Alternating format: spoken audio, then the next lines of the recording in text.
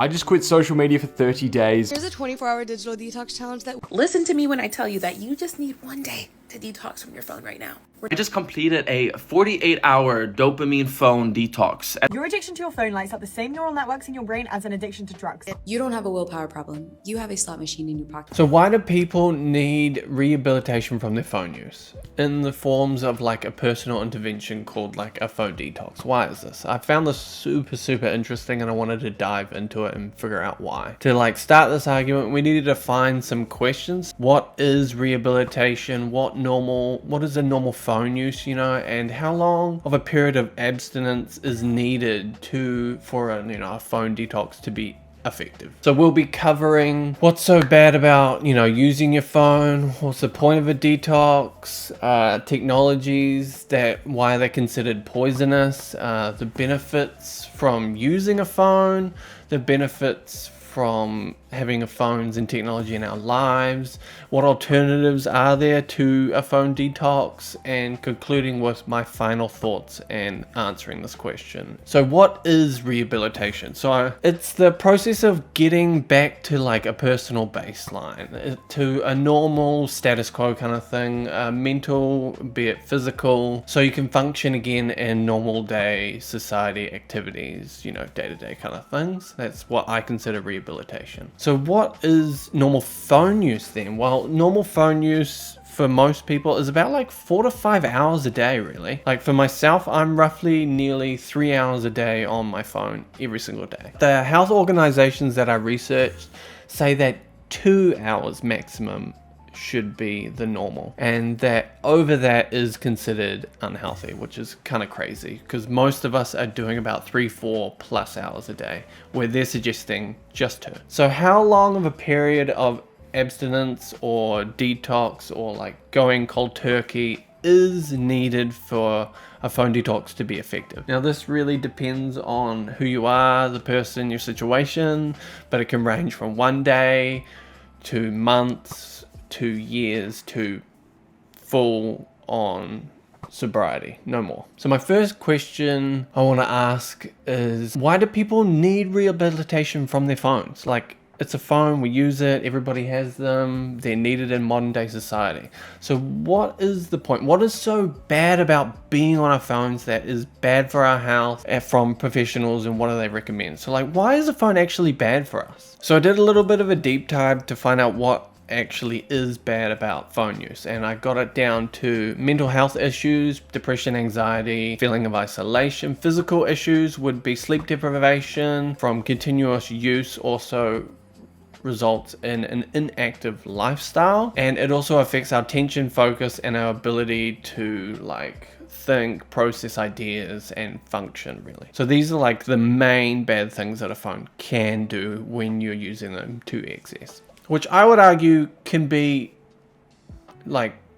most things. Like if you do like watch TV too much, it probably does this. If you play a sport non-stop and forget about your responsibilities with your family, friends, or whatever, that could probably be a thing. Like anything, like gambling, drinking, like just so many things that this actually falls under, which is kind of interesting. But yeah, these are the ones that seem to stand out when it comes to phone use. So I just want to play this little thing here for you. Here's how scrolling on your phone all day can affect your brain. When you stare at a screen all day, it doesn't just tire your eyes out. It also messes with the chemicals in your brain that controls focus and mood. Every time you scroll, click, or swipe, your brain releases a small burst of dopamine, which is the feel-good chemical that rewards you for things that feel satisfying. The problem is the constant stream of notifications, videos, and updates flood your brain with dopamine over and over again. This makes your brain crave quick, easy rewards, and over time, it becomes harder to focus on slower, more demanding tasks like reading or problem solving because they don't give you the same instant payoff. So moderation is really the key here. So spending 2+ hours a day on anything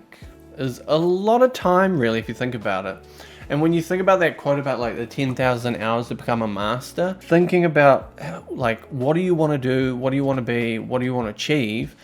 How much hours a day do you spend doing that compared to how many hours you spend on your phone? It's just quite a little interesting thing to think about.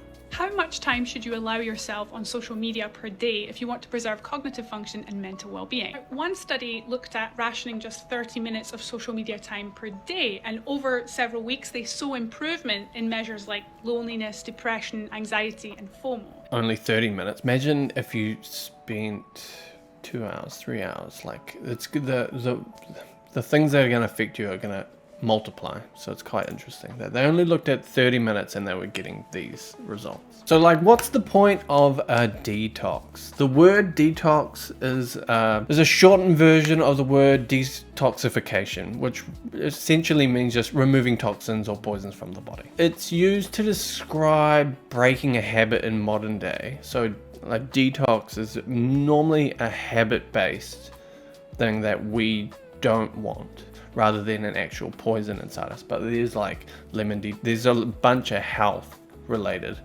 forms of the word detox in what we consume. So now it's just kind of morphed into mental and social detox kind of things. So yeah, detox is a term to describe breaking dependencies on a thing, like a vice, a relationship, food, an activity, something we don't want in our lives, we consider toxic to our well-being and we want to remove it. So that is kind of the essential word for detox. An interesting thing about the phone detox is, I say with modern life, we need our phone. Like, we need to be in contact with people. We need messenger, email, we need access to our bank accounts, bank statements, financials.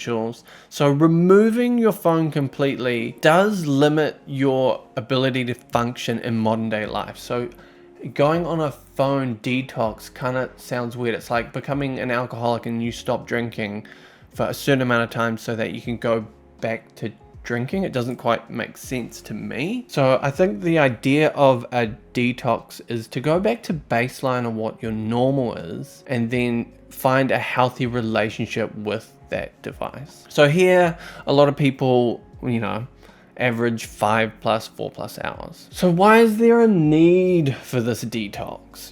Like, why is there a need? The main reason is to lower your usage, really. For health reasons, mental reasons, physical reasons, like we said before. So what happens to people that are using their phones to excess, which is interesting, and it's kind of hard to narrow that down because your phone is a screen, it's a device, and we have devices and screens throughout modern life. Your job might require you to be on a computer screen. When you come home, you might want to relax and watch Netflix or something on a screen again, like a TV. And like entertainment, like can be gaming as well. So like the modern day life evolves around a screen. So honing in and saying that your phone is the reason for all your, struggles, your mental and health reasons is kind of hard to narrow down and be broad about it, because again, modern life, there's so many things that we need. So the idea of not being codependent on just using your phone is probably a healthy way to go. So like, not needing to use your phone for absolutely everything would be a much more healthier path to take, I would say. So, use it for your bank statements and messenger and phone calls and text messaging, but maybe remove social media from it so you have to use your computer to go on social media, or maybe removing the notes app and getting a journal or something like that. Like, stop relying heavily on your devices to go to. But my question to ask you is, because so many people use it for social media and information and entertainment, our phones, I want to ask you, what was one thing you watched yesterday on social media that resonated with you, that you found really super interesting, that you retained? And I want to ask you again now, what was something last week or the month before? And for me, when I asked this question, I was kind of shocked because I can't remember the last hour spent on social media. I can't quite remember what I was consuming, what I was retaining. I was retaining pretty much none of it. Sure, I might have liked and saved some of the videos or articles, but I wasn't actually retaining that information. And that really scared me, because when you think about like going on your phone for 2+ hours a day, that can end up being about 9% of your whole day, which can end up being 7 years of your whole life glued to just your phone and not actually retaining or learning anything, which is super, super scary to me. And you know, like, we live in a modern day, you know, everybody needs technology to function, to work. We need the internet, we need our devices, we need our phones. The world is literally run on pixels now. So we don't have the luxury or privilege to be a Henry David Thoreau, you know, the guy who literally worked a couple of days a week or month and just lived in the forest and read and write. We don't have that luxury to do this in modern life anymore. So the next best thing we can do is to get back to baseline through a phone detox or self-regulation. For me personally, I spend again 2 to 3 hours, and I would consider that slightly above healthy, but I'm okay with that amount of usage I use on my phone, so I'm quite happy with that. The question is, what is yours? Check it on your phone, look on your device. Normally they have a health settings to see your screen time usage and what apps you're actually using on a day-to-day basis and how long you spend on them. So what makes technology be considered poisonous? So like, what is wrong with technology? Why is it considered something that is actually bad for us? This is because, like, again, it's communicating with people, it's learning, it's entertainment, it's information. So what's so bad about all of that stuff? We have kind of learnt now that, like, social media is kind of like the tobacco industry back in the day, where, you know, the board meeting where they were in Congress and they were asking them, is tobacco addictive? And they all blatantly said no. Well, we're in that kind of state and period in time where most social media CEOs are saying the same thing. They're saying that their devices aren't bad for you. Yes or no? Do you believe nicotine is not addictive? I believe nicotine is not addictive, yes. Mr. Johnston. Congressman, cigarettes and nicotine clearly do not meet the classic definitions of addiction. There is no intoxication. We'll take that as a no, and again, time is short. If you could just, I think each of you believe nicotine is not addictive. We just would like to have this for the record. I don't believe that nicotine or our products are addictive. I believe. Yeah, so you get the idea that these guys are literally saying that their livelihood is not bad for their consumers. And then I would like to show you what Mark Zuckerberg kind of more elegantly denied it. Do you worry about social media addiction as a problem for America's teens? Well, my hope is that we can be idealistic but have a broad view of our responsibility. To your point about teens, this is certainly something that I think any parent thinks about, is how much do you want your kids using technology? At Facebook specifically, I view our responsibility as not just building services that people like, but building services that are good for people and good for society as well. So we study a lot of effects of well-being of our tools and broader technology. And you know, so like he literally says they study this, so they know a bunch of information and they're not quite releasing it. So that's one thing to take away from this. Like any tool, there are good and bad uses of it. What we find in general is that if you're using social media in order to build relationships, right? So you're sharing content with friends, you're interacting, then that is associated with all of the long-term measures of well-being that you would intuitively think of. Long-term health, long-term happiness, long-term feeling connected, feeling less lonely. But if you're using the internet and social media primarily to just passively consume content and you're not engaging with other people, then it doesn't have those positive effects and it could be negative.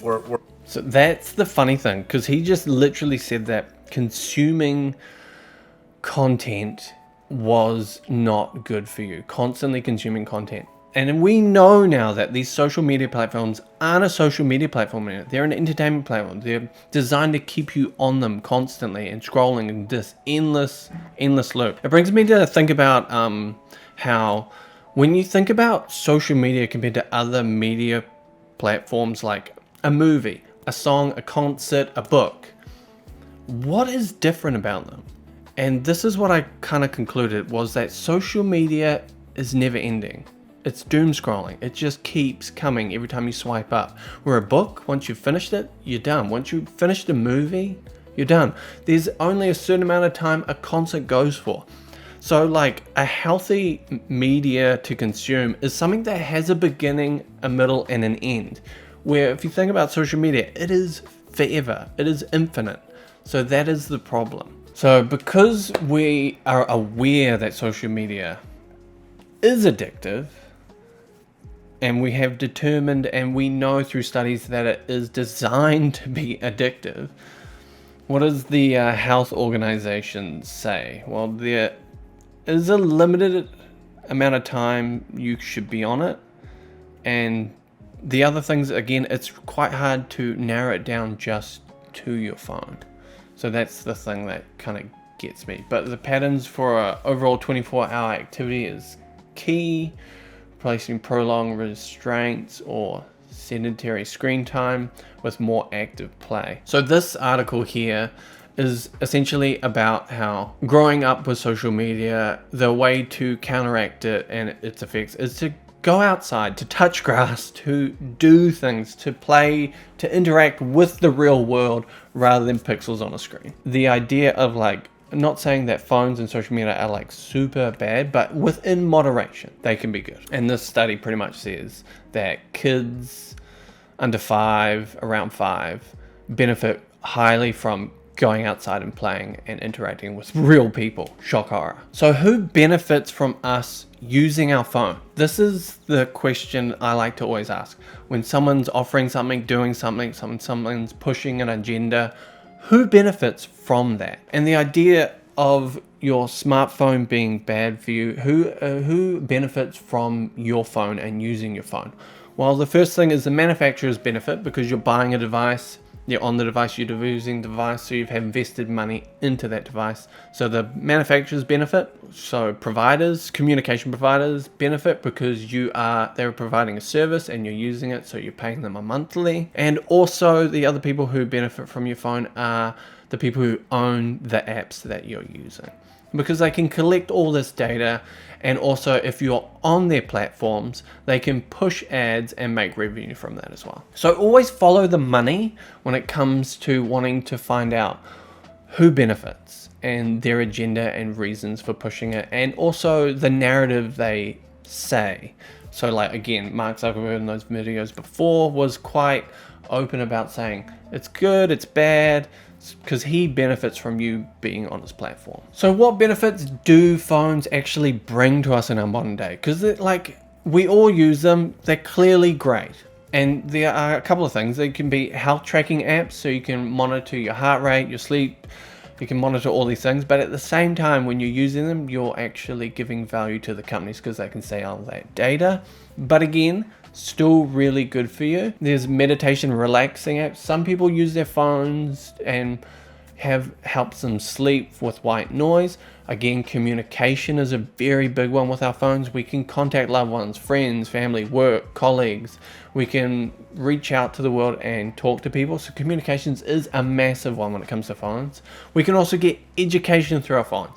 Just think of YouTube, this platform here. There is a plethora of information, education, and upskilling on this thing. So again, that is a wonderful, wonderful thing.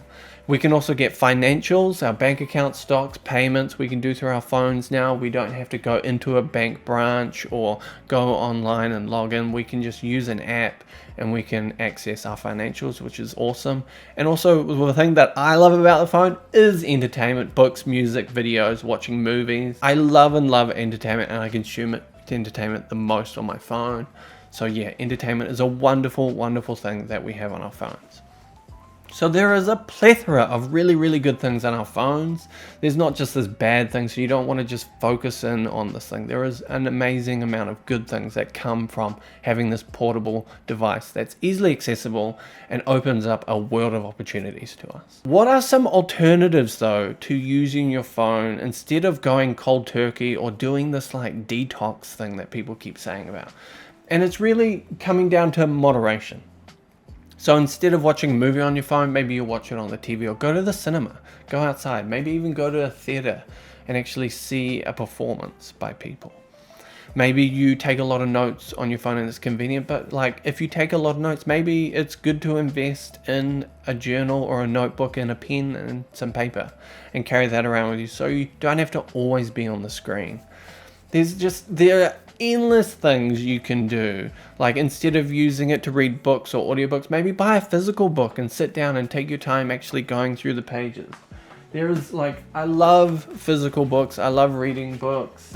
I can see here, I annotate like crazy. I don't know if you can see that, but like I love a physical book and like damaging it and actually reading it. So that's another way you can get off your phone. Like, again, there are multiple things you can do. You want to see the screenshot that is currently ruining / saving my life? It's this one. A study found that cognitive capacity was significantly reduced whenever a smartphone is within reach, even when the phone is off. Thank you, I hate it. I don't even have to be on my phone for my phone to be changing the way that my brain processes the world. My brain just has to know that I could be on my phone, and it will stop wanting to work as hard or as well.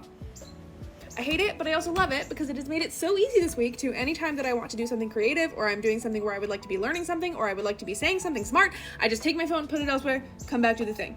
Because I want my full cognitive capacity. Please and thank you. I need it all. So this makes me think about, I want to ask you, like, what do you consider rude when it comes to your phone now? If I got my phone, where is my phone? Here's my phone. If I got my phone and I came to dinner with you and you invited me and I put it face up on the table while we were talking and it's in front of me, do you consider that rude? Or is it not rude and I can put it face down so that I can't see notifications? Is that rude to you? Or is even having a phone near us while we're talking, is that considered rude? In a meeting, is it okay to put the phone on a desktop? In a social situation, is it okay to constantly check notifications, check my phone? Do you consider that rude? I find this super, super interesting because I love not taking my phone with me to places. I love not being in contact. I love not being easily accessible. It makes my life better because I can focus on what is important to me rather than what someone else's agenda is. Anyway, so like another way to, so it's just an interesting question to ask yourself, what do you consider rude with the etiquette around using your phone around other people in certain situations? Just a quick question to ask. But again, you can do a plethora of things to not use your phone, like buying an e-reader, a Walkman, a dedicated audio device to listen to music, journaling, notebooking, handheld cameras. Point and shoot cameras are wonderful. You know, going back to an analog, like old school flip phone that has less accessibility to social media apps. There's a bunch of things you can do. And this idea of your phone being within your reach affects your mental capacity, just knowing that it's there, knowing that there might be a notification. Gives you FOMO, you're like, am I missing out on something? It's just super interesting that even just the device being in the vicinity can affect your focus. And people are realizing this more and more. And there's this movement of like friction maxing or being inconvenient and having all these devices instead of just your phone, like taking a physical book, having a camera with you, having an old school iPod or some sort of music device, putting in headphones again, rather than using just your phone. But it's this give and take, because like your phone is super convenient and having all these devices to not use your phone is inconvenient.